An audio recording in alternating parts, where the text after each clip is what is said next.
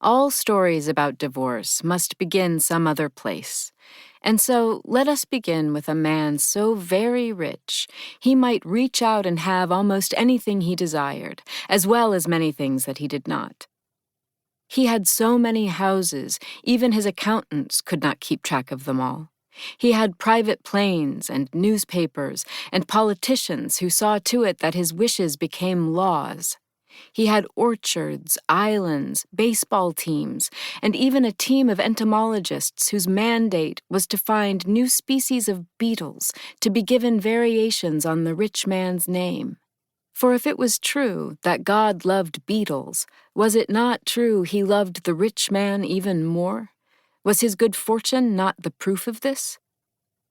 The rich man had all of this and more than I have space to write. Anything you have ever possessed, know that he had this too. And if he did not, he could have paid you whatever your price was in order to obtain it. All men desire to be rich. No man desires to grow old.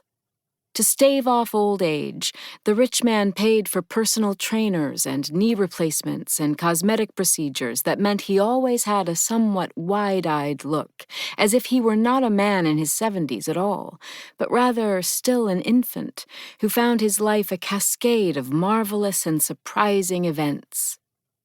The rich man had follicular unit transplantation and special creams to bleach age spots. For dinner, his personal chefs served him fish and berries and walnuts, as if he were a bear and not a rich man at all. Every morning, he swam 2 miles in a lake that was kept by an ingenious mechanism at a comfortable temperature for him throughout the year. In the afternoons, he had blood transfusions from adolescent donors, these transfusions being a condition of the scholarships to various universities that the rich man funded. In the evenings, he threw lavish parties, surrounding himself with people who were young and beautiful. As he grew older, his wives grew younger, and in this way, for a time, the rich man was able to persuade himself that he, too, was still young and might remain so forever. But although a man may acquire younger and ever more beautiful wives who will maintain the pretense that he, too, is still untouched by age, this rich man had, a long time ago, been married to a first wife, and this first wife had had 3 sons. The 3 sons, having been raised with every advantage by caregivers and tutors and therapists and life coaches paid to adhere to the best principles of child rearing, were attractive, personable, and in every way the kind of children that a father could have regarded with satisfaction. And yet the rich man did not regard them with satisfaction. Instead, when he looked at his 3 sons, the youngest of whom was now 19, he saw only the proof of his own mortality.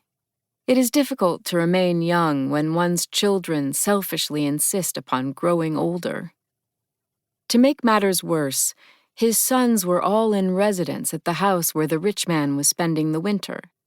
The eldest was in the middle of an acrimonious divorce, his first, and the second was hiding out from the media, while the third had no good reason at all, except that he truly loved his father and wished for his approval. Also, he had flunked out of university. Everywhere the rich man turned, a son was underfoot. At night, he began to be visited by a certain dream. In this dream, the rich man was troubled first by the notion that he had a 4th child. And in the dream, no sooner had he had this notion than he became aware that this 4th child, too, was a guest in the house. And although in the morning the rich man found he could never remember what this child looked like, was it small or tall? Was it long and slender, or so enormous it blotted out its surroundings? What was the sound of its voice? He knew this last child was death. In the dream, the rich man offered his child Death all he had in return for more life, but nothing the rich man had to offer was of interest to Death. The only thing Death desired was the company of its father.